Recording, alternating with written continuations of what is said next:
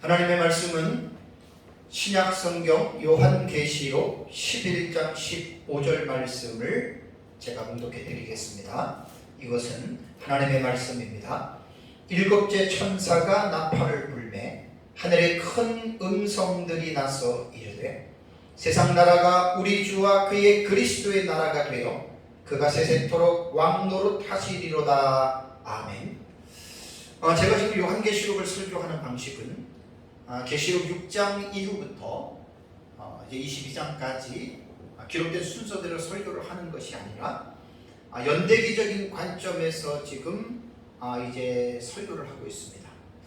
연대기적이라고 하는 말의 의미는 이제 시간 순서대로라는 말인데, 계시록 6장부터 22장까지 사건으로 분류를 하면 약 51가지의 사건들이 나옵니다. 그럼 이 51가지의 사건들을 하나의 완성된 그 소리로 보려면 이것이 시간적인 순서대로 다시 배열을 해야 됩니다. 이제 이렇게 보는 방식이 이제 세대주의 전천년을 제외하고는 거의 모든 학파들이 요한계시록을 병행적인 구조로 보고 있기 때문에 이제 기록됐을 때에는 일곱인, 일곱나팔, 일곱대접이 1, 2, 3, 4 순서로 됐지만 사건은 순서대로 이루어지지 않는다라고 보는 것이 이제 우리 역사적 전천년이나 무천년의 신학도 절대적으로 그렇게 봅니다. 그래서 이제 6장부터 22장까지를 제가 이제 연대기적으로 순서적으로 이제 이렇게 사건 순서로 지금 이제 설명을 하고 있습니다. 저는 역사적 전천년의 종말 신학을 따릅니다. 오늘 이제 그 역사적으로 살펴보는 천년왕국론을 또 자세하게 이제 이번 주 오전 오후하고 또 다음 주에 또 천년왕국 이야기를 하고 아마 천년왕국만 한 5시간 이상은 사실 설교를 할 거예요. 그래서 이제 모르시는 분들을 위해서 차근차근 들어두면 상당히 이제 천년왕기에 대해서 객관적으로 이제 분명하게 알 수가 있습니다. 저는 이제 역사적 전천년의 종말론의 신학적인 기저가 있습니다. 우리는 마구잡이로 무조건 믿는 게 아니고 구약 성경과 신약 성경을 연속적인 것으로 우리는 보고 요한계시록을 해석할 때에는 구약 성경이 기저가 된다라고 하는 이 성경적 원리를 철저하게 따르고 있습니다. 그래서 이제 역사적 전천년 종말론의 신학은 이제 다니엘서 9장 24절과 27절에 기록된 70일의 계시에 근거를 둡니다.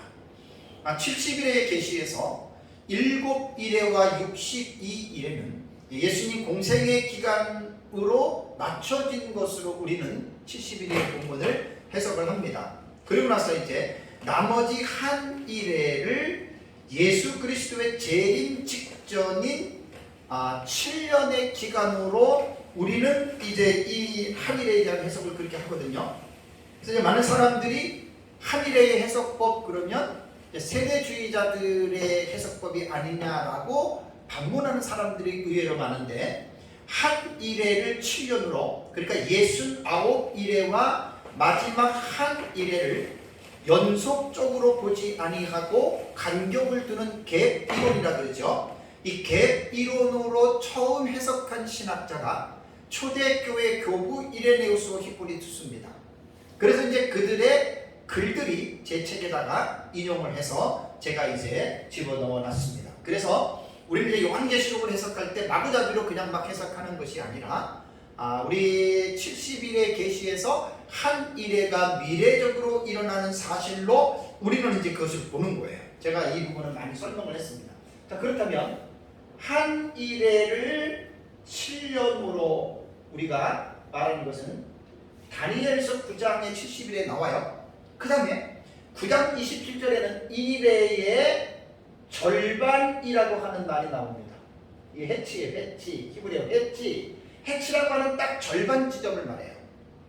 요 일회의 절반을 누르고 전반부와 후반부로 다니엘서는 나누어요. 그래서 전반부를 연으로 말을 한다면 3년 6개월이 되고 혹은 한때 두 때 반대로 설명하고 있습니다. 이것을 일자로 날수로 이것을 표현하면은 1261이 되고요.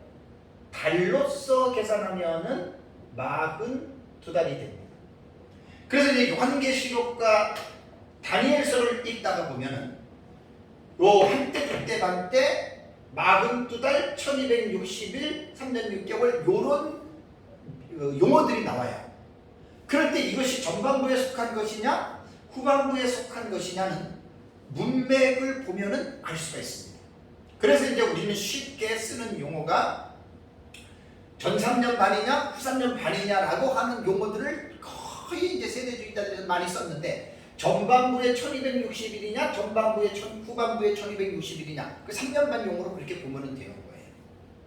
그래서 우리는 한 일회가 이제 맞춰지는 이 시점을 도표에 보면은 예수님의 재림으로 봐요. 예수님의 재림은 대접재앙에서 6째 대접이 예수님의 재림이라고 그랬죠. 그리고 한 일회가 마치게 되면은 이제 7번째 대접이 쏟아지는데 7째 대접은 이 세상이 멸망하는 겁니다. 하나님이 이 세상을 심판하시는 거예요. 심판하는 거예요. 그런데 이제 예수님께서 재림하실 때 어떠한 일이 일어나냐면 제가 양극단적인 사건을 말씀을 드렸어요. 예수님 재림하시고 곧바로 7번째로 하나님이 이 세상을 심판하시잖아요. 심판하실 때 단순한 심판이 아니라 지구 자체가 세 갈래로 갈라져요. 7번째 대접에 나와요. 완전히 지구가 불에 타서 없어지는 거예요. 이럴 때 여기에서 있는 지구에는 생명체가 존재할 수가 없어서 하나님은 예수님 재림할 때 성도들을 어떻게 해요? 마태복음 24장 34장은 하늘 이 끝에서 저 끝까지 택한 자들을 모은다라고 했어요. 근데 마태복음에서는 그 모으는 장소를 언급하지 않았습니다. 땅인지 하늘인지 몰라요. 근데 데살로니가전서 4장 16절과 17절에는 예수님 재림하실 때에 그들을 공중으로 끌어올려 그랬죠. 끌어올려. 또 마태복음의 한 군데로 모아라고 하는 헬라어 단어를 보면 이것을 우리말로 표현하면 끌 휴자에 들릴 거 해가지고 공중으로 끌어올린다. 그것을 이제 휴거라고 하는 용어를 사용한 거예요. 휴거. 그런데 이 휴거에 대해서는 세대주의자들이 잘못된 휴거론을 세대주의 출현할 때부터 환란전 휴거 이러한 용어들을 사용했기 때문에 많은 사람들이 휴거에 대한 부정적인 이미지가 많아요. 그래서 아주 세대주의를 극단적으로 싫어하는 무천년주의자들 같은 경우는 아예 휴거 자체는 없다라고 말하는 사람이 종종 있는데 그분들은 뭔가 성경을 잘못 표현하고 있는 것입니다. 마태복음 24장 31절과 데살로니가후서 4장 17절에는 분명히 성도들을 공중으로 끌어올린다는 말이 휴거라는 말이에요. 왜 그걸 부정합니까? 그들이 휴거는 없다라고 하는 말을 저는 이해를 해요. 세대주의자들이 말하는 환란 전에 휴거는 없다. 저도 역사적 전천년도 세대주의자들이 말하는 환란 전 전천년의 휴거는 우리 없다고 믿어요. 그렇다고 해서 휴거 자체를 부정하면 안 되죠. 왜? 성경에 있는 내용이기 때문에. 그래서 이제 마태복음과 이제 구약 성경이나 또 신약 성경 안에는 예수님이 재림할 때 성도들이 공중으로 휴거가 되는데 어느 장소에서 얼마 동안 머무를 것이라고 하는 부분은 요한계시록 외에는 안 나와요. 그런데 신기한 게 다니엘서 12장 11절과 12절을 제가 지난주 오후 예배에 설교했습니다. 오전 예배에는 휴거된 성도들이 어디에 있느냐, 그것이 계시록 15장 2절과 4절에 불이 섞인 유리바다 같은 곳에 휴거된 무리들이 있어요. 그럼 그 사람들이 공중에서 언제까지 있느냐? 영원히 있는 게 아니에요. 75일간 머무른다고 그랬습니다. 그럼 75일간 머무르는 그 부분에 대해서 제가 종말론적인 시나리오로 여러분들에게 말씀을 드린다면 7번째 대접에서 지구가 멸망을 해요. 심판을 받아요. 그 다음에 이제 역사적 전천년은 천년왕국이 이 세상에서 이루어지는 것으로 우리는 믿어요. 그러면 상식적으로 생각해보면 지구가 멸망할 때 이 폐허가 된 지구에서 사람이 살 수가 없잖아요. 그렇다면 뭔가의 새로운 조치가 필요한데 우리가 상식적으로 생각하면 하나님께서 지구를 재창조하신다고 하는 것을 우리는 추론할 수가 있습니다. 여기에 대한 해석이 뭐냐? 다니엘서 12장 1절에 1290일이 나오고 다니엘서 12장 12절에 1335일에 대한 계시가 나오잖아요. 그러니까 1290일과 1335일은 정해진 기간이기 때문에 이 기간의 기산점을 어디에다 놓느냐에 따라서 이 해석은 딱 밝혀지는 거예요. 그래서 다니엘서에 기록된 이 다니엘서를 연구하다 보면 한 일에 초점을 맞추는데 한 일의 중에서도 다니엘서는 전상년반에 대해서는 거의 말을 안 하고 거의 다 후상년반을 이야기를 합니다. 그래서 이 1290일과 1335일의 기산점을 후상년반에다가 두는 것이 가장 성경적으로 올바른 해석이라고 볼 수가 있어요. 그래서 여기에다 기산점을 두고서 1290일은 1260일 빼고 30일의 기간이 남는데 이 30일의 기간 동안에 어떤 일이 일어나느냐? 그것은 지구가 멸망해서 불에 타는 기간으로 놓으면 전혀 이상한 해석이 되지 않고 딱 들어맞는 해석이 돼요. 그러나서 1335일은 45일이 더 되는데 폐허된 지구를 하나님이 다시 재창조하신다. 왜 재창조하시죠?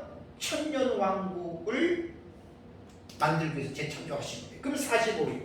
그래서 이제 휴거된 무리들이 공중에 불이 섞인 유리 바닷가에 75일 동안 머무르다가 이제 지구가 재단장이 되면 이들이 천년왕국으로 내려오는 거예요.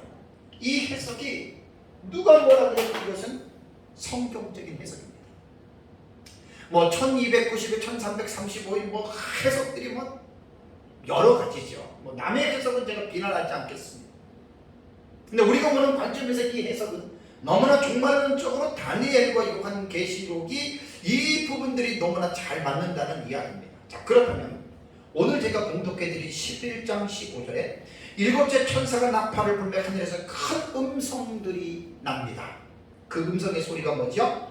세상 나라가 우리 주와 그의 그리스도의 나라가 된다. 그러니까 이 세상의 나라가 우리 주와 그의 그리스도, 예수 그리스도가 그리스도의 나라가 된다는 거예요. 이 세상이 천국을 말하는 게 아니라 이 세상이. 그러면서 그가 누가? 예수 그리스도가 세세토록 왕노릇하시리로다라는 말이 있습니다.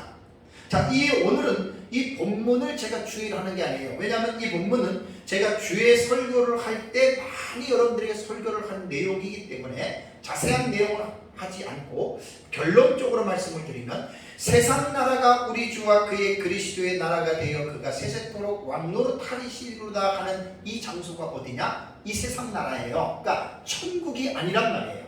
그러니까 이 땅에 그리스도께서 왕이 되어 다스리는 그 나라가 무슨 나라냐? 천국은 그리스도가 왕이 돼서 다스리는 삼위일체 하나님이 왕이잖아요. 그러니까 천국을 말하는 게 아니라 우리 전천년은 이 본문을 바로 천년왕국으로 우리는 이 부분을 풉니다. 자, 오늘 제 설교가 역사적으로 살펴보는 천년왕국론입니다. 요한계시록이 기록이 되고 나서 지금까지 천년왕국론은 일치된 바가 없어요. 여러 가지로 흩어져 있어요. 그래가지고 서로가 이제 천년왕국 그러면 일치가 되지 않았기 때문에 갑론을박이 계속 진행 중이고 아마도 이것은 예수님 재림할 때까지 진행이 될 것입니다. 그래서 예수님 딱 재림하고 나서 천년왕국이 있으면 전천년이 맞는 거고 천년왕국이 없으면 무천년이 맞는 겁니다. 그때까지는 평행선이에요. 평행선.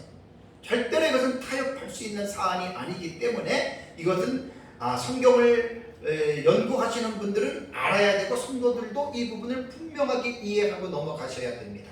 그렇다면 이 11장 15절에도 천년이라고 하는 천년왕국이 없어요. 그죠? 근데 왜 이 부분을 천년왕국으로 우리는 역사적 전천년은 보느냐? 그래서 이제 오늘은 이제 성경에 기록된 천년왕국이라고 하는 이 부분을 역사적으로 초대교회부터 지금까지 어떻게 내려왔는지에 대한 이 부분을 여러분들에게 이제 말씀을 제가 드리겠습니다. 자, 천년왕국론이 대두가 된 천년기설의 근거는 계시록 20장에 나옵니다. 우리 20장을 볼까요? 그냥 안 보셔도 돼요. 여러분 다 아시니까. 자, 계시록 20장 1절부터 7절에는 뭐가 나오냐면 천년이라고 하는 용어가 나와요. 그죠? 천년이라고 하는 용어가 킬리아 에테라고 하는 말입니다. 이 킬리오이가 천이라고 하는 말이고 에토스라고 하는 말이 해라는 말이거든요. 그래서 킬리아 에테라고 하는 이 말은 그냥 천년이라고 하는 어떤 시기를 가리키는 두 단어입니다. 이것이 20장을 보면 2절에 보면은 천년 동안 결박하고 한 번 나오죠. 다음에 3절에 보면은 천년이 차도록 두 번 나와요. 4절을 보면은 천년 동안 왕 노릇하니 세 번째 나오고 5절을 보면은 그 천년이 차기까지 네 번 나오고 6절에 보면은 천년 동안 그리스도 더불어 왕 노릇하니 5번 나오고 7절을 보니까 천년이 참회라는 6번이 나옵니다. 그러니까 요한계시록 20장 1절과 7절에 킬리아에테라고 하는 천년이 6번 나오는 이 두 단어를 근거로 해서 천년왕국설이, 천년기설이 이것이 이제 발전이 된 거예요. 그래서 역사상 이 2000년 기독교 역사를 보면은 이 천년이라고 하는 이 킬리아에테를 해석하는데 크게 네 가지 학파로 분류가 됐어요. 순서대로 보면 역사적 전천년, 그 다음에 무천년, 다음에 후천년, 그 다음이 세대주의 전천년. 큰 부류만 제가 말씀을 드리는 거예요. 그런데 이 4대 학파도 크게 줄이면 두 개입니다. 역사적 전천년에서 세대주의가 분화가 되고 무천년에서 후천년이 분화가 된 거예요. 그러니까 큰 틀을 보면은 역사적 전천년과 무천년이라고 하는 이 두 가지의 줄기로 나누어집니다. 그래서 거기서 이제 세대주의하고 후천년이 돼서 이제 4대 학파로 종말론을 연구하시는 분들은 그렇게 이야기를 합니다. 자, 그렇다면 이 네 가지의 사상은 둘은 서로가 비슷한 면이 있는데 전혀 이 둘을 가지고 대립각을 놓고 보면 대화가 안 돼요. 도무지 대화가 이루어질 수가 없는 그런 구도입니다. 그렇다면 이 위의 네 가지 사상은 이단과 사이비들이 믿는 방식이 아니에요. 그래도 개혁신학이라고 하는 건전한 신학을 따르는 그 신학자들 안에서 이 네 가지의 해석이 갈라졌다는 거예요. 그래서 저는 이제 이번 시간과 다음 시간에는 이 4대 학파가 어떻게 언제 이러한 사상이 체계화가 되었느냐라고 하는 이 부분에 대해서 제가 여러분들에게 이제 말씀을 제가 드리려고 합니다. 그러면 첫 번째는 성경을 보잖아요. 성경을 보면은 초대교회, 그러니까 이제 교부라고 하는 말은 뭐냐면 교회의 아버지라는 뜻이거든요. 성경을 보면은 사도, 그러면은 사도는 예수 그리스도의 그 죽으심과 부활을 친히 보고 예수님으로부터 보냄을 받은 자, 아포스톨로스라 그러죠. 이들이 사도예요. 아무나 사도가 되는 게 아니에요. 그래서 사도는 12명 중에서 가룟 유다가 자살하고 그 다음에 마띠아가 사도가 됐어요. 그죠? 마띠아가. 그래서 12원 사도와 사도 바울을 사도로 포함을 시킵니다. 왜냐하면 바울은 직접적으로 생존할 때에 예수님의 죽음과 부활을 보지 못했지만 바울은 다메섹 도상에서 부활하신 예수 그리스도를 직접 만났다. 그래서 이제 대부분 학자들이 바울도 사도의 반열에 넣어서 원 사도는 사실 13명으로 보는 거예요. 그 이상의 사도는 없습니다. 이게 교회의 직분론에 우리가 이제 공부를 하는 거예요. 그러면서 사도들의 제자들 있잖아요. 그죠? 그것을 우리는 속사도라고 합니다. 그래서 사도들을 우리는 이제 교부라고 부릅니다. 교회의 아버지다. 그건 뭐 이제 학자들이 그렇게 용어를 통일을 했기 때문에 우리는 이제 그렇게 되거든요. 그래서 초대 교부 시대라고 하는 말은 12명의 사도 바울까지 13명의 사도들이 죽은 이후에 그들의 가르침을 받은 제자들을 교부라고 하는데, 그 교부도 초기 교부, 중기 교부, 후기 교부 이렇게 또 상세하게 나누면 나눠집니다. 그렇다면 초기 교부 시대입니다. 초기 교부 시대, 그러니까 사도 요한이 죽은 이후에 그 초기 교부 시대에는 모든 신학이 정립이 되지 않았어요. 이제 시작하는 거예요, 쉽게 말하면. 사도 요한이 AD 90년에 요한계시록을 성령의 감동으로 기록해 놓고 난 후에 계속해서 이제 그 속 사도들이 이제 구약과 신약 성경을 읽으면서 나름대로 신학을 정립하는 시기이기 때문에 초대 교부 시기에는 신학이 절대로 어떤 분야이든지 간에 정립이 되지 않았습니다. 그러니까 종말론 또한 뚜렷하게 정립이 되지 않았어요. 그런데 초대 교부들의 글들을 보면 초대 교부들에게서 유명한 교부들의 한 7명에서 10명 정도의 아주 유명한 교부들이에요. 이름만 대면 다 아는 교부들인데, 그들 가운데에 통용되었던 종말론의 두드러진 특징이 하나가 딱 나타납니다. 제 얘기가 아닙니다. 역사학자들의 내용을 제가 정리해서 말씀을 드리는 거예요. 그 종말론의 두드러진 특징이 뭐냐? 자, 요한계시록 19장 11절과 21절은 뭐 무천년이든 전천년이든 예수님의 재림의 본문으로 해석을 합니다. 그래서 예수님 재림하셔서 아마겟돈을 심판하고 그 다음에 20장이 뭐지요? 지금 20장이 천년기에 대한 부분이 나오잖아요. 그러면 초대교부에 통용되었던 종말론의 두드러진 특징은 뭐냐면 19장의 마지막의 부분인 예수님의 재림과 20장에 연결되는 이 천년이라고 하는 이 천년의 기간을 연속적인 사건으로 보았어요. 그러니까 뭐냐면 예수님께서 재림한 후에 천년기가 있다. 그러니까 성경 그대로 본 거예요. 그리고 이 천년기를 연속적으로 보는 것에 대해서 뭐라고 이야기를 했냐면 예수님 재림하신 이후에 천년 왕국이 이루어진다라고 봤기 때문에 여기에서 바로 예수님께서 이제 그 20장 4절과 5절의 6절의 본문을 보면은 왕이 되어서 그리스도께서 이 세상을 통치하신다. 천년왕국의 백성들하고 그렇게 이제 성경에는 이제 기록해 놓았다는 말입니다. 그래서 이 해석을 학자들은 이 종말론의 신학의 이 정체성이거든요. 이것을 가지고 뭐라고 부르냐면은 역사적 전천년이라고 불러요. 역사적 전천년. 이거는 뭐 제가 역사적 전천년이라고 해가지고 제가 뭐 역사적 전천년을 우선을 두는 게 아니고 초대 교부들 가운데의 유명한 교부들의 몇몇이 이 부분들을 그렇게 본 겁니다. 그러니까 이 말은 뭐냐면 그림을 보면 딱 이해가 돼요. 오후에인가 제가 이제 다음 주에 좀 설명을 합니다. 지금 천년기라고 하는 이 천년기는 예수님의 재림과 연속된 개념에서 봐야 돼요. 그러니까 재림하고 무관한 그 뜻이 아니거든요.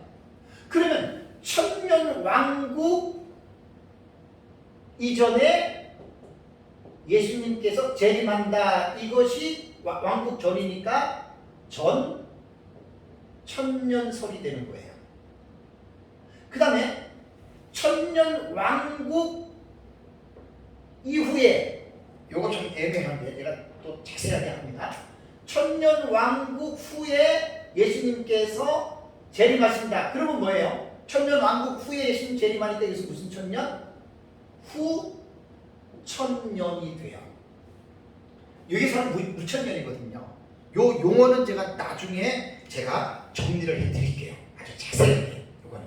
이렇게만 알고 계시면. 그래서 우리 전천년이라고 하는 말은 뭐냐면 천년 왕국 전에 예수님께서 재림을 하신다라고 보는 것이 우리 역사적 전천년이라고 해요. 그래서 초대 교부들, 유명한 교부들이 19장과 20장의 상관관계를 이렇게 봤다라고 하는 말입니다.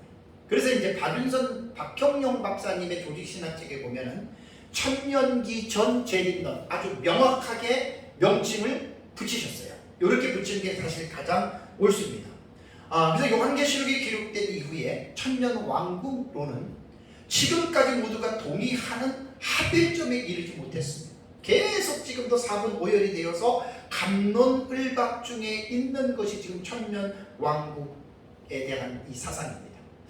만약에 사도 요한이 예수님 재림 전에 천년왕국이 있다거나 아니면 천년왕국 전에 예수님이 재림한다거나 둘 중에 하나를 분명하게 사도 요한이 밝혔다면 천년왕국의 어떤 그 시기에 대해서 논란이 있을 필요가 없는데, 안타깝게도 사도 요한이 그 부분에 대해서는 명시하지 않았습니다.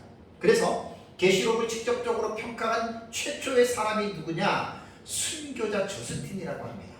이 순교자 저스틴이 뭐라고 이야기를 했냐면 천년왕국을 문자 그대로 이해했어요.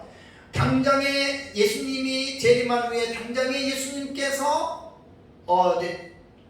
재림하면 예루살렘에서 천년왕국이 이루어지고 천년이 차면 만인 부활과 심판이 온다라고 주장을 했습니다. 이것을 이제 김철선 목사님의 요한계시록 신학책에 보면은 이 전천년의 사상이 약 8세기 중엽까지 이제 이 사상이 지배되었다라고 이렇게 지배적이라고 이야기를 합니다. 교회사가 그렉 앨리슨이라고 하는 역사가가 있습니다. 이분의 글을 보면은 초대교회의 많은 사람이 이레네우스의 종말론을 지지하였다라고 말을 했습니다. 이것은 거의 모든 역사학자들의 글에 보면 동일하게 이 말이 나옵니다. 이레네우스의 종말론이 뭐냐면 예수님께서 재림하셔서 적그리스도를 패배시키고, 그럼 예수님 재림 때에 죽은 자들이 부활하고 부활한 그리스도는 이 땅에서 그리스도와 함께 천년 동안 왕노릇한다. 이것이 이레네우스가 보았던 부활관이에요.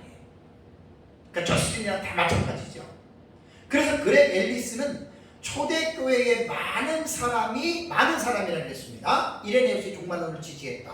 그 다음에 19세기 후반에 필립 샤프라고 하는 역사학자도 니케아 이전 시대의 종말론에 있어서 가장 놀라운 점은, 니케아 종교가 400년에 있었잖아요. 315년인가 18년에 니케아 종교회의가 있었잖아요. 그 4세기 이전에는 가장 놀라운 점은 두드러진 점이 천년왕국론인데, 필립 샤프도 그리스도의 가시적인 통치가 부활 심판 이전에 영광 가운데에 재림하시고 이 세상에서 천년 동안 이루어진다라고 이렇게 필립 샤프도 이야기를 했습니다. 이거는 모든 교회사 학자들의 100% 다 동의하는 바예요. 혹여나 무천년에 아주 극단적으로 경도가 된 사람들은 아예 이런 것 자체를 소개하지 않는 사람도 있어요. 그리고 이제 전천년에 대한 사상에 부정적인 면을 해가지고 초대교회 교부들 몇 명이 그렇게 본 거지 하고 이렇게 가는 사람들인데, 그 사람은 역사학자로서 중립에 서 있는 사람이 아니고 무천년 편에 기울어서 그 정확한 역사를 기술하지 못한 사람입니다. 제가 수많은 책들을 보니까 딱 책을 읽으면 알 수가 있어요. 이 사람은 어떤 사상 속에서 얘기했고 어떤 사상 속에서 자기가 쪽으로 유리하게 썼구나라고 하는 것을 알 수가 있고, 그러나 이 역사의식이 분명한 사람들은 자기와 달라도 역사를 정확하게 정직하게 서술하는 사람들이 있어요. 그래서 책들을 잘 읽으셔야 됩니다. 내 편이라고 해가지고 무조건 그냥 잘못된 것 읽어가면 그건 여러분 옳지 않습니다. 그래서 처음 3, 4세기 동안에는 거의 유명한 교부들의 글들을 볼 때에 역사적 전천년이 지배적이다라고 하는 것이 모든 교회사 학자들의 주장입니다. 자, 제가 이제 그 교부들의 이름을 제가 좀 적어드리겠습니다. 사도 요한이 요한계시록을 썼어요. 사도 요한의 제자가 여러 명 있지만 두 사람을 꼽습니다. 폴리갑입니다. 폴리갑이라고 하는 제자가 있고, 다음에 파피아스라고 하는 제자가 있습니다. 파피아스의 사도 요한의 즉 제자는 아니지만 아까 말씀드린 대로 동시대에 있었던 사람이 누구냐면 순교자 저스틴입니다. 폴리갑의 제자가 직제자가 누구냐? 이레네우스입니다. 자, 이레네우스는 130년에서 202년까지입니다. 이 세기 아주 유명한 교부예요. 그 다음에 이레네우스와 동시대에 있었던 사람이 누구냐면 터툴리아누스입니다. 터툴리아누스예요. 터툴리아누스는 160년에서 225년까지 활동했던 3세기, 2, 3세기 유명한 교부였거든요. 터툴리아누스가 삼위일체로 확립한 사람입니다. 이레네우스의 제자가 누구냐면 히폴리투스입니다. 히폴리투스는 역사적 전천년에서 이레네우스와 히폴리투스라고 하는 교부들이 아주 유명한 사람이에요.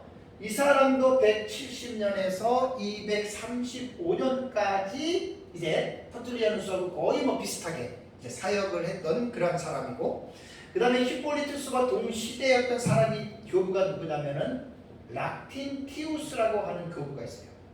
이 사람은 240년에서 320년간의 활동을 했던 그러한 교부였습니다. 폴리갑은 이제 65년에서 155년까지로 이렇게 보고, 파피아스도 70년에서 155년까지의 이제 활동을 한 사람이고, 순교자 저스틴이 103년에서 165년 순교했단 말이에요. 일찍. 다른 사람입니다. 자, 그러면 이 지금 사람들은 제가 말한 게 아니라 학자들의 글들에 나오는 사람이에요. 여기에 최소한 하나, 둘, 셋, 넷, 다섯에서 7명인데, 폴리가까지 쳐서 이제 7명이에요. 7명인데, 정성훈 교수의 책에서 제가 보았는데, 지금 이 사람들이, 지금 폴리갑은 약간 예외입니다. 왜냐면, 폴리갑의 저서가 지금 남아있는 것 중에 많지는 않지만 아주 오래된 사람이잖아요. 이 사람이 천년왕국이 예수님 재림에 있다라고 하는 그런 글은 없어요. 글은. 근데 이 사람들의 파피아스, 저스틴, 이레네우스, 터툴리아누스, 히폴리투스, 락틴티우스 이 교부들의 글은 지금 있단 말이에요. 약 한 1900년 전에 활동했던 1800~900년 전에 이 사람들의 글 속에는 다 전천년설을 지지하는 거예요. 그러니까 이 당시에는 종말론이 체계가 됐다는 게 아니라 19장과 20장의 관계를 예수님 재림하고 이 땅에 천연하고 있다 이렇게 봤다는 말이에요. 이것이 사실 역사적 전천년의 이 정체성으로 여러분 보고 있거든요. 자, 그렇다면 보세요.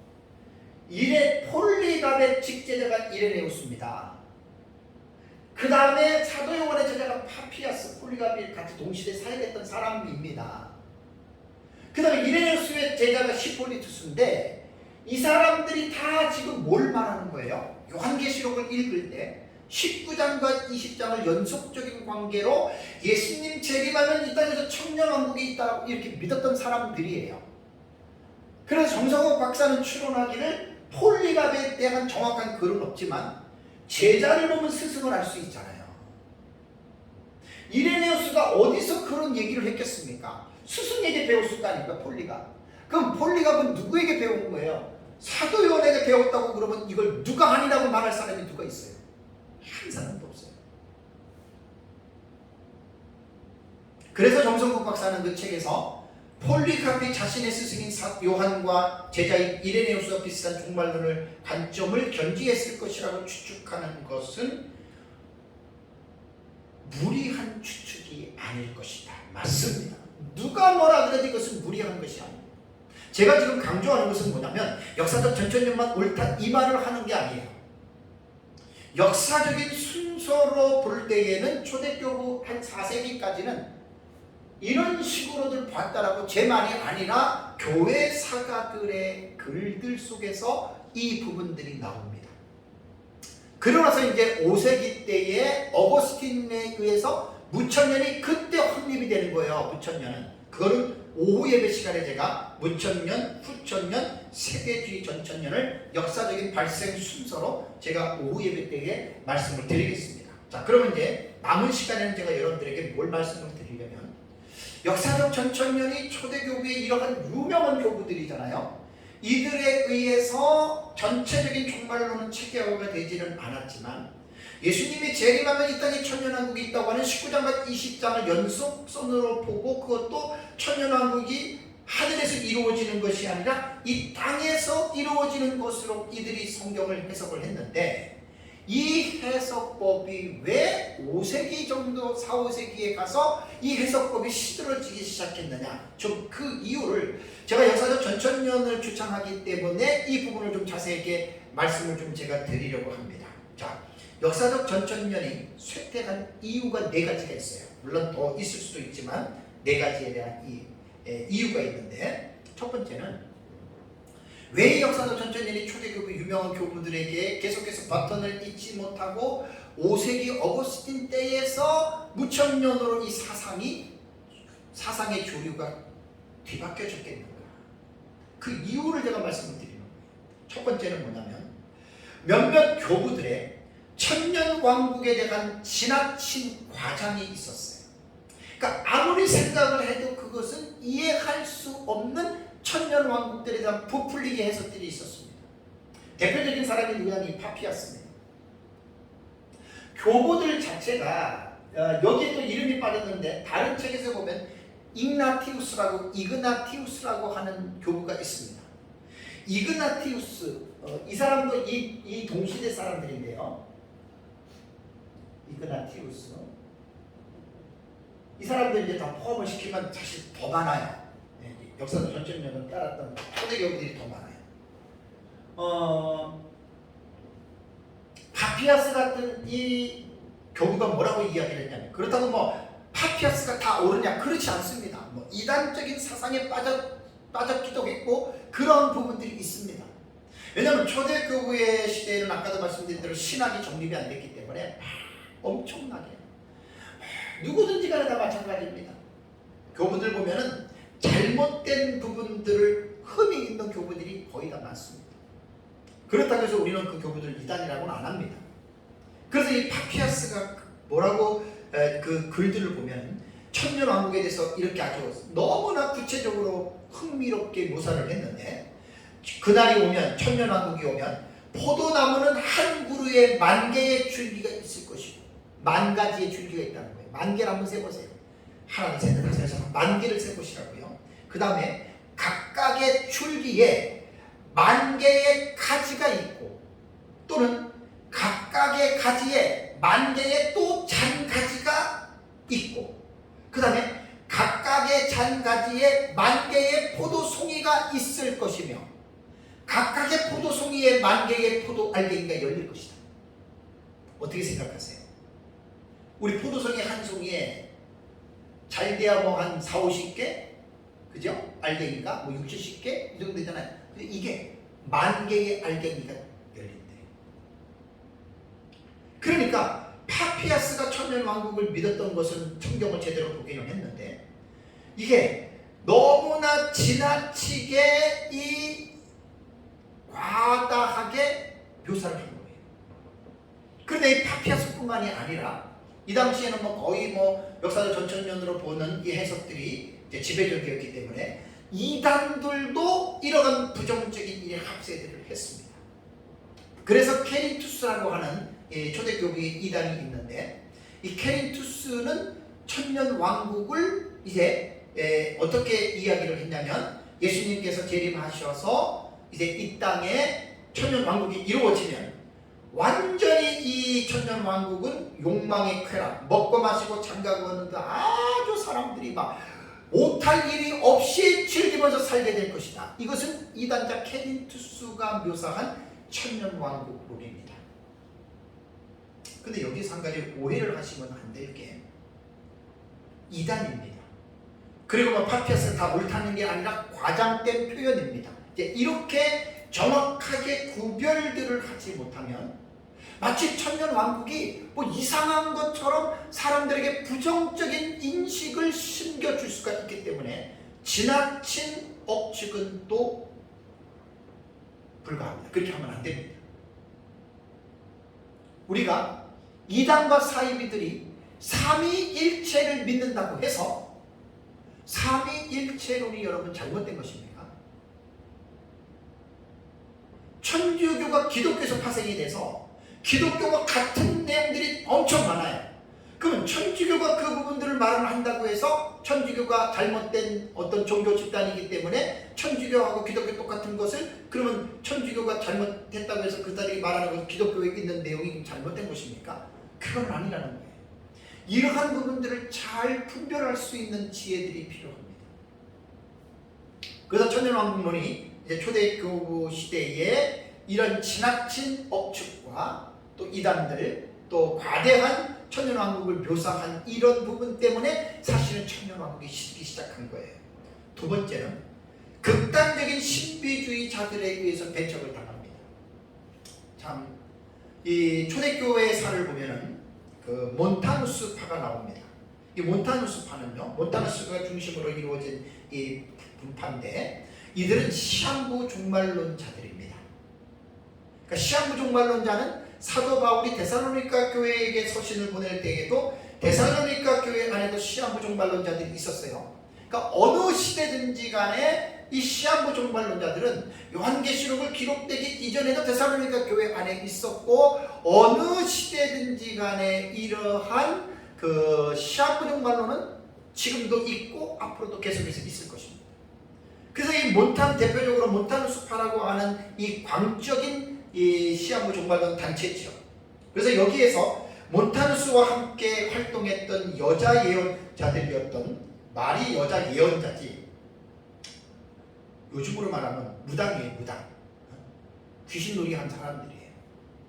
프리실라와 막시밀라라고 하는 이 두 여자가 몬타누스와 함께 기도하면 막 무아지경에 빠져서 막 하나님의 음성을 듣고 또 환상을 보고 이런 사람들이에요.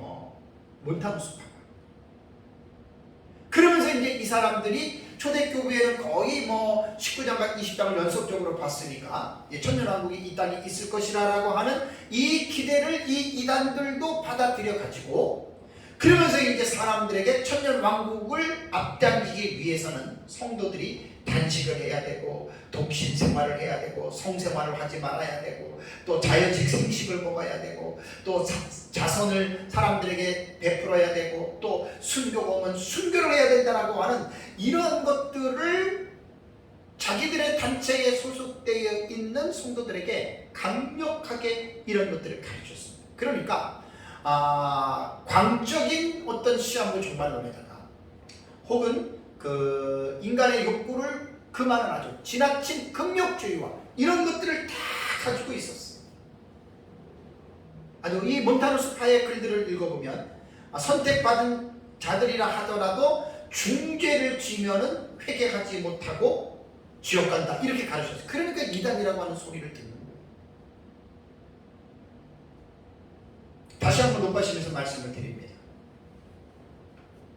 우리 기독교에서 가르치는 여러 가지의 교리들을 이단들도 많이 가르쳐요. 그럼 이단들이 기독교와 똑같은 교리를 가르친다고 해서 우리 기독교에서 가르치는 교리가 잘못되었나요? 아니지요. 이걸 꼭 기억하셔야 돼요. 이단이 다 다른 게 아니에요. 같은 부분 많아요. 사이비는 조금 이제 많이 벗어나지만 이단은 안 그래요. 끝이 다른 게 이단이잖아요.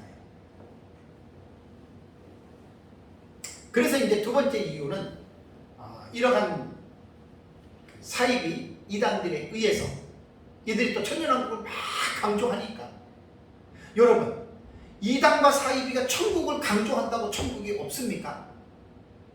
어떻게 보면 이단과 사이비들은 천국을 더 강조해요. 우리보다 더 강력하게 강조합니다. 그럼 이단들이 천국을 얘기했다고 여러분 천국이 없는 겁니까? 아니잖아요. 똑같은 논리예요. 그래서 역사적 전천년의 초대교부 시대에 한 2, 3세기, 3, 4세기 지나고 나면서 이 사상이 시들어진 것들이 이러한 이유 때문에 사람들에게 이제 메리트를 잃어버린 거예요. 세 번째는 전천년이 시들게 된 배경 가운데에 가장 중요한 요인이라고 저는 봅니다. 성경 해석법이 다른 해석법이 이 시기에 등장을 합니다.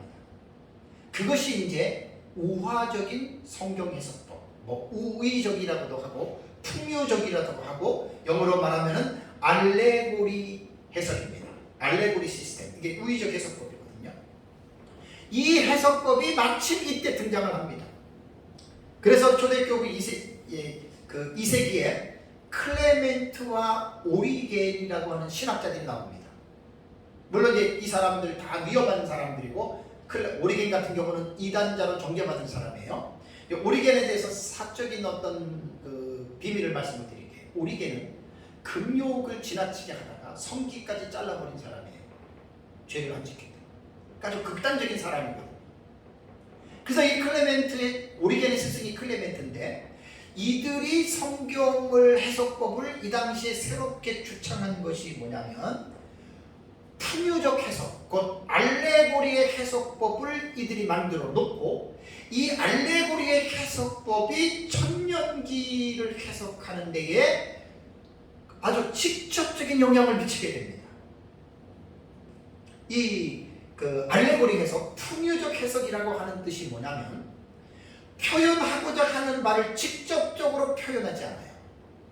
그리고 다른 대상에 빗대어서 표현하는 방법을 우의적 해석이라고 하거든요. 이게 알레고리 해석이에요. 그러니까 이 우의적 해석은 저도 깊이 연구는 안 했지만 학자들의 글을 보면 헬라적인 전통도 있고 유대교적인 전통도 있고 필로의 전통도 있다고 하니까 이 알레고리도 이 우의적 해석도 들어가면 상당히 복잡할 것 같아요. 왜냐하면 우의적 해석이라고 하는 이 알레고리 해석이 다 잘못된 건 아니에요. 필요한 부분들이 성경 해석에 있어요. 그러니까 이 전통이 헬라 전통이냐 유대교적인 전통이냐 필로의 전통이냐 혹은 또 성경적인 전통이냐 이걸 우리가 봐야 되는데 이것은 깊이 연구를 안 해서 저도 확실하게 말은 못하지만 어쨌든 이 우의적인 해석이라고 하는 이 알레고리 해석법이 이 당시에 이제 나왔다라고 하는 것입니다. 그래서 오리겐의 이 우의적 해석법을 3세기의 우의적 해석법을 티코니우스라고 하는 이 사람이 이 우의적 해석을 계승했습니다. 배웠습니다. 그리고 1세기 뒤에 어거스틴이라고 하는 이 기독교의 금자탑을 세운 어거스틴이 이 티코니우스의 해석, 성경 해석법에 엄청난 영향을 받아서 성경을 우의적, 풍요적 해석으로 해석했다고 하는 사실을 꼭 기억을 해야 됩니다. 사실 이 어거스틴의 해석이 무천년기설의 기초를 놓은 사람이 어거스틴이거든요. 그러니까 알레고리 해석이라고 하는 게 이거예요. 제가 그 길성남 교수의 성서 유니온에서 나온 책에 성경이 무엇을 말하느냐 되게 좋은 책이 있더라고요. 거기에 보면 372페이지에서 374페이지에 그 알레고리 해석에 대해서 우의적 해석법에 대해서 참 재밌는 게 오리겐이 해석을 한 것은 아닌데 오리겐이 이 해석 맞다라고 동의한 거니까 오리겐 해석으로 봐도 될 만큼이에요. 다음에 어거스틴의 해석법을 하나를 소개를 했는데 본문이 여리고로 내려가다가 강도 만난 이웃 있잖아요. 그죠? 그것을 이제 어거스틴의 해석을 집어넣었어요. 와, 제가 이걸 보고 뭐 한 5, 6년 전에 저는 이걸 보고 우리 카페에다가 집어넣고 깜짝 놀랐어요. 제가 이 어거스틴 같은 대학자도 성경을 이렇게 알레고리로 보는구나. 그 기가 막힌 현실이에요. 자, 우리는 여리고로 내려가는 사람에 대한 이 본문을 문자적인 해석은 그대로 보는 거예요. 말 그대로 여리고로 내려가는 사람이 예루살렘으로 여리고로 가다가 이제 강도들을 만나서 이제 옷 벗김을 당하고 죽게 됐는데 제사장과 레위인은 보고 지나갔는데 선한 사마리아인 이방인이에요. 상처를 싸매고 주막으로 데려가서 그를 도와달라고 자기 돈을 주고 또 자기가 돌아오면은 돈을 더 줄 테니까 이 사람을 치료해달라. 그 선한 행위거든요. 그러다가 돌아올 때 다시 돈이 들어가면 돈을 주겠다라고 하는. 그러면서 예수님께서는 이 선한 사마리아의 비유를 들면서 너희도 이렇게 선한 일을 하라고 한 것이 그 문자적인 해석이거든요. 그런데 오리겐과 어거스틴의 해석을 보면 완전히 차원이 다릅니다. 여리고로 내려가는 사람을 아담으로 얘기를 하고 예루살렘을 낙원으로 얘기를 하고 어거스틴은 평화의 도시로 얘기를 하고 여리고는 오리겐의 해석에 동의한 것은 세상으로 보고 어거스틴은 우리의 죽을 운명을 상징하는 달이다 이렇게 표현했고요. 강도들을 이제 어거스틴은 마귀와 그의 사자들이다. 완전히 지금 이게 지금 알레고리 해석의 전형이에요. 강도들이 사마리아인의 옷을 벗겼다, 불면성을 빼앗았다. 어거스틴은 이렇게 얘기해요. 강도들이 때렸다. 그것을 어거스틴은 죄를 짓도록 유혹했다. 여러분 웃깁니다. 선한 사마리아 사람을 오리겐이나 어거스틴은 다 그리스도로 해석을 합니다. 그러니까 완전히 이거는 문자적 해석은 전혀 알레고리하고는 상징의 해석하고는 전혀 다른 거예요.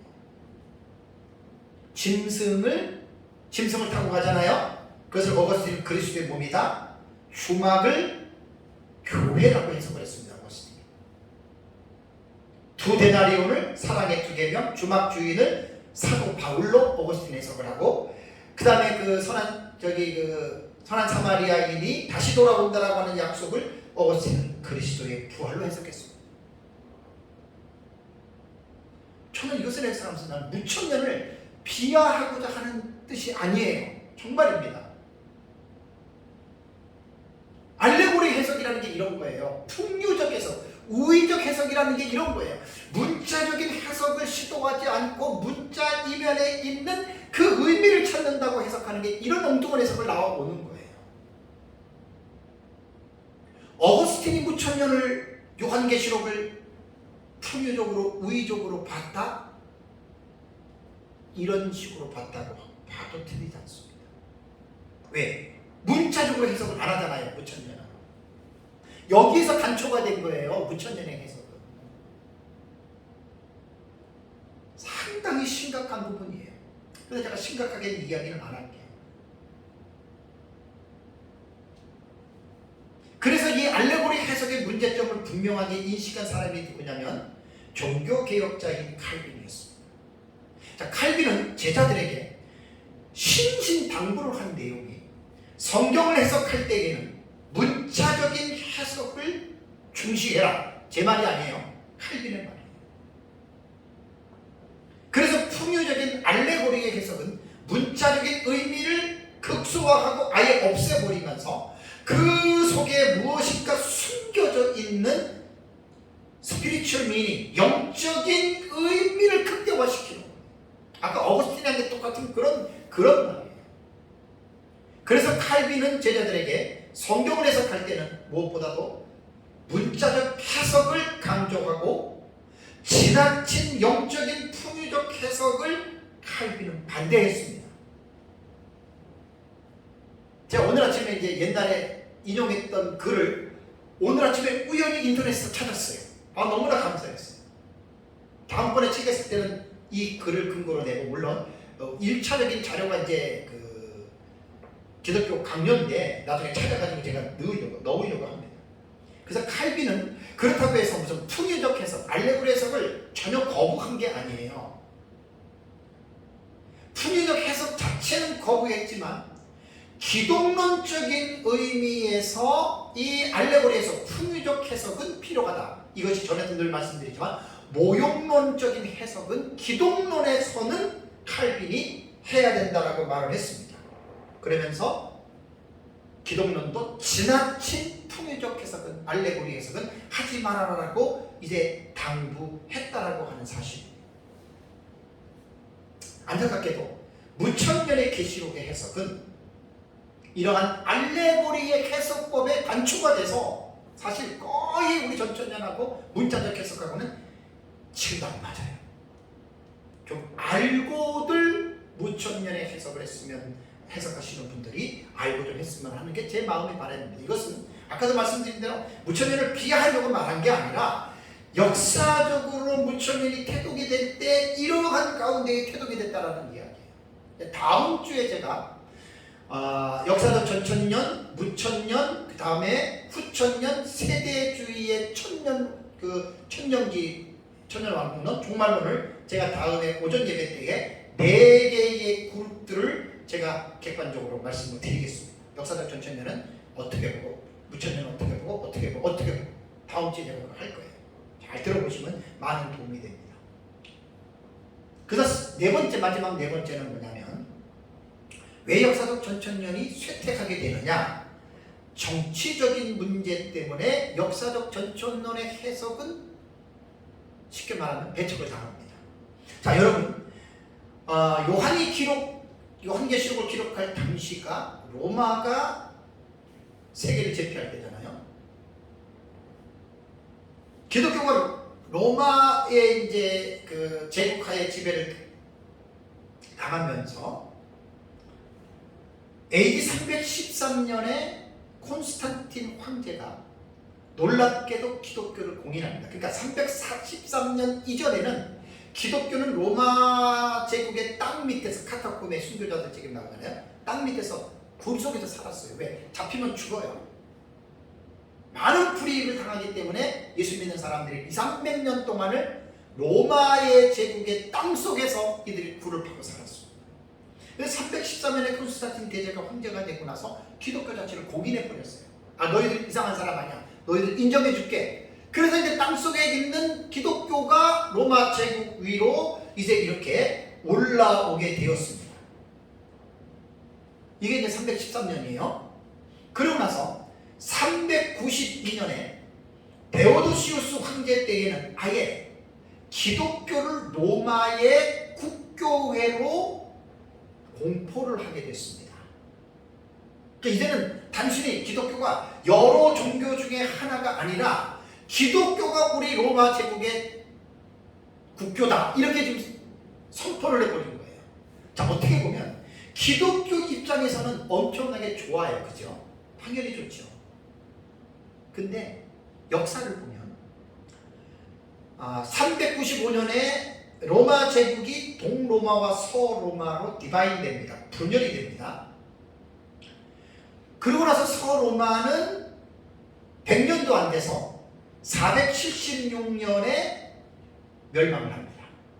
동로마는 약 1000년이라고 하는 기간을 쭉 끌어가면서 1453년 5월 29일에 오스만 제국에 의해서 서로마가 멸망을 합니다.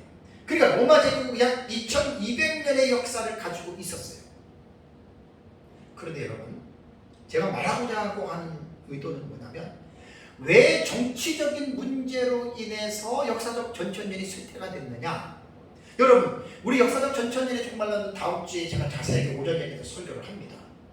예수 그리스도께서 재림을 하시는데 단순히 재림으로 끝나는 게 아니에요. 예수님 재림 직전에 7번째 짐승 제국이 등장해야 돼요. 그 7번째 짐승 제국이라고 하는 것은 뭐냐면 하나님의 선민들을 박해하는 것이 공통적인 특징이라고 말을 했죠. 그것이 역사적으로 볼 때 애국과 아수르와 바벨론과 메데바사와 헬라와 로마 제국이 다 하나님의 선민들을 구약시대든지 신약시대든지 그들이 박해를 했습니다. 그래서 그 제국들을 우리는 짐승국가라고 합니다. 그래서 로마 제국까지 1453년까지 6개의 짐승국가가 멸망했다, 그 말입니다. 예수님 재림 직전에는 7번째 짐승국가가 나와요. 이게 다니엘서 7장에 보면은 바다에서 올라오는 4짐승 중에서 4번째 짐승이 그 무서운 처리를 가진 10뿔의 제국이 짐승이 그 제국이에요. 이게 이제 마지막 때 예수님 재림 직전에 나타난 7번째 제국을 말하는 것이거든요. 그래서 엄청나게 기독교를 핍박을 합니다. 한 이래 전에. 그리고 이제 한 이래가 환란의 기간이지만 후 3년 만에 대환란인데 거기서 이제 작은 뿔로 추정이 되는 그 인물이 적그리스도가 되어서 그 적그리스도가 이제 완전히 짐승의 표를 통해서 기독교인들을 표를 안 받으면 잡아 죽이잖아요. 여러분 이거 꼭 기억해요. 이게 미래적 해석법의 가장 중요한 핵심적인 이 사건들이에요. 세상에서 일어나는 사건이에요. 그러니까 기독교는 예수님의 재림을 외친다라고 하는 것은 예수님 재림합니다, 예수님이 천국 갑니다, 이것만 간단하게 말하는 게 아니에요. 복음은 예수님 재림 직전에 이 세상에서는 환란이 있을 것입니다. 짐승국가 7번째 짐승국가가 나타나서 기독교를 박멸할 것입니다. 이것을 전해야 돼요. 그리고 7번째 제국의 지도자가 적그리스도입니다. 기독교를 박해하는 아주 악랄한 사람입니다. 그리고 예수님을 통해서 재림하면 우리는 구원받습니다. 이 사실을 외쳐야 되는데 392년에 데오도스의 황제에 의해서 로마가 국교회로 되나가 보니까 로마가 한 그레고리 1세 때 590년이 될 때까지는 그래도 그나마 이제 기독교가 로마 제국이라고 하는 영향력 속에서 그나마 이제 복음을 초대교회 일곱 공회를 통해서 이제 교리적인 논쟁을 통해서 기독교를 건실하게 세워갔다고 하는 것은 우리가 인정을 해줘야 됩니다. 그러다가 590년에 그레고리 1세 때부터 이제 기독교가 로마라고 하는 제국에 의해서 변질되기 시작합니다. 그게 이제 중세기 시작으로 봐요. 그리고 1517년 루터에서 종교개혁이 일어나기까지 약 1000년 기간 동안을 우리는 중세의 암흑기간이라고 우리는 부르지 않습니까? 그 중세의 암흑기간 동안에 로마가 완전히 기독교를 잡동사니 종교로 혼합 종교를 만들어버린 거 아니에요. 그래서 1517년에 루터를 빌미로 해서 하나님은 칼빈과 쯔빙길과 이런 개혁자들을 통해서 로마 제국이 로마 가톨릭이라고 하는 거예요. 로마라고 하는 나라가 기독교를 완전히 변질시켜놨기 때문에 그 로마의 가톨릭 안에서 새로운 종교를 만드는 것이 아니라 AD 313년에 콘스탄틴 대제가 기독교를 공인하고 또 데오드스 황제 때 기독교를 국교로 하면서 변질되기 이전의 기독교로 다시 돌아가자고 한 것이 그게 종교개혁이에요. 그러니까 로마 캐톨릭에서 말하는 것처럼 기독교가 마치 프로테스탄트가 종교개혁을 통해서 개신교, 신교, 그러니까 구교인 카톨릭에서 새로운 어떤 종교가 새롭게 태어났다. 우리는 그런 역사관을 거부합니다. 그래서 천주교인들은 자기네들이 큰 집이고 우리를 작은 집이라고 그러잖아요. 저는 그 역사관을 거부합니다. 그 무식한 역사관입니다. 제가 조금 전에 설명한 대로 로마라고 하는 제국이 기독교를 완전히 혼합주의로 더럽혀놓은 그거예요. 물론 1517년에 종교개혁 이전에 르네상스 시대에 개혁 이전의 선구자들이 있습니다. 존 후스라든가 위클리프라든가 한 200여 년 동안 전부터 하나님은 종교개혁에 대한 이 용트림을 하게 하셨어요. 그리고 이제 문해부흥이라고 하는 이제 이러한 부분들이 이제 하나님이 그들을 통해서 깨우기 시작해서 이제 르네상스 시대 때부터 사실은 이제 그것이 시작된 거예요. 그래서 1517년에 루터에 의해서 종교개혁이 단행이 됐다라고 하는 말입니다. 그래서 우리는 개신교라고 부르면 안 돼요. 우리는 어제나 오늘이나 영원토록 우리는 기독교입니다. 천주교는 뭐냐? 로마가 기독교를 혼합시키고 변질시킨 것이 그게 로마 가톨릭입니다. 이단들 중에서 가장 아주 혼합스러운, 가장 아주 혼미스러운, 차라리 그냥 신천지나 뭐 사이비드처럼 확 달라버리면 괜찮은데 거의 이 로마 가톨릭은 기독교의 그 중세시대나 그 이전의 사상을 거의 다 가지고 있어요. 그것만 가지고 있으면 왜 이단이라 그래요? 엄청나게 수많은 교리들을 덧붙여 놓은 게 로마 가톨릭입니다. 잘들 알고 믿으시면 돼요. 그래서 로마 제국 하에서는 특히 이 성경을 연구하는 이 학자들이 종말론에 대해서 조금 전에 제가 말씀드린 대로 7번째 제국, 적그리스도, 교회 박해 이거를 외칠 수가 없었어요. 신학자들이. 어거스틴도 마찬가지입니다. 어거스틴이 만약에 역사적인 전천년 입장을 가지고 성경을 가르쳤다면 당연히 로마 제국도 멸망해야 될 것을 가르쳤어야 되고 로마 제국이 멸망 후에 7번째 제국이 나와서 그 황제가 적그리스도가 될 것이라고 하는 이 사실을 분명하게 가르쳤어야 되는데 못 가르쳤어요. 그때는. 그러니까 역사적 전천년이 그 로마 제국 하에서는 별 의미가 없었어요. 나중에 이제 종교개혁 이전에 중세 시대에 계속 타락하니까 이제 루터나 칼빈의 눈에도 종교개혁자들의 눈에도 이 로마 교황이 이 나쁜 인간이 게 적그리스도구나 라고 그들이 종교개혁자들 70% 이상이 교황을 적그리스도라고 말을 했던 거예요. 그러나 초창기 313년에 공인되고 392년에 국교화가 될 때에는 전혀 그런 그림자가 없었죠. 그냥 기독교의 원로의 모습을 그대로 유지해가는 그런 입장이었다는 말입니다. 그래서 정치적인 문제로 인해서 이제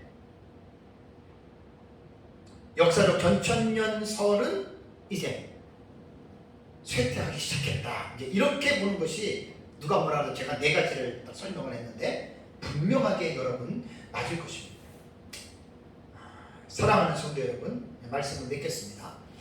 우리는 요한계시록 20장 1절과 7절에 킬리아 에페라고 하는 천년이라고 하는 용어가 6번 나오는데, 이 6번 나오는 이 용어 때문에 천년기설이 생긴 거예요. 천년왕국놀이 생긴 거예요. 근데 이것이 지금도 하나로 어떤 일치와 합의를 보지 못하고 지금 이것이 나누어져 있잖아요. 그러니까 요한계시록을 쓴 때부터 지금까지 계속해서 갑론을박으로 지금에서 논쟁하고 있습니다. 아까도 말씀드린 대로 예수님 재림 때까지 나는 이걸 그대로 간다고 봅니다. 그래서 이번 시간에는 제가 역사적 전체전에 좀 많은 시간을 할애를 했습니다. 그래서 역사적으로 볼 때에 이 천년기설이 초대교회부터 어떻게 이것이 이제 사상이 이제 진전이 되었나. 그래서 이제 오후 예배 시간에는 이제 무천년, 후천년, 세대주의 전천년까지 제가 세 학파를 제가 연결해서 오후 시간에는 말씀을 드리겠습니다. 마지막으로 당부를 드리는 것은 제가 늘 여러분들에게 말씀을 드릴 대로 전천년이 오르냐, 무천년이 오르냐, 후천년이 오르냐, 세대주의가 오르냐, 해답은 없습니다. 다 각자가 자기가 믿는 방식대로 믿으면 돼요. 제가 당부드리는 것은 뭐죠? 내 것만 옳고 나와 다른 거는 틀리다는 말을 하면 안 됩니다. 이단이 아닌 이상에 위험하다라고는 표현할 수 있어요. 이건 성경에 나오지 않는다는 말을 할 수 있어요. 거기까지만 해야 됩니다. 독불장군식으로 내 것만 옳고 나와 다른 너는 틀리다라고 하는 그 사람은 100% 그 사람의 영적으로나 정신적으로 문제를 가지고 있는 사람입니다. 제가 종말론을 연구하다 보니까 아까도 말씀드린 대로 이 4대 학파는 다 이단이 아니에요. 개혁 신학을 따르고 있는 건전한 신학자들이 지금도 포진하고 있는 사상이기 때문에 이것 가지고 왈가왈부하고 이것 가지고 상대방을 무시하고 비난하고 상대방을 정죄한다면 그 사람이 반드시 문제가 있다라고 하는 사실을 잘 기억하고 우리는 배울 때 객관적으로 다 배워줘야 됩니다. 그렇게 이러한 믿음을 가지고 여러분들이 또 천년왕국에 대한 소망 갖고 살아가시기를 주님의 이름으로 축복합니다. 다 같이 함께 기도하겠습니다.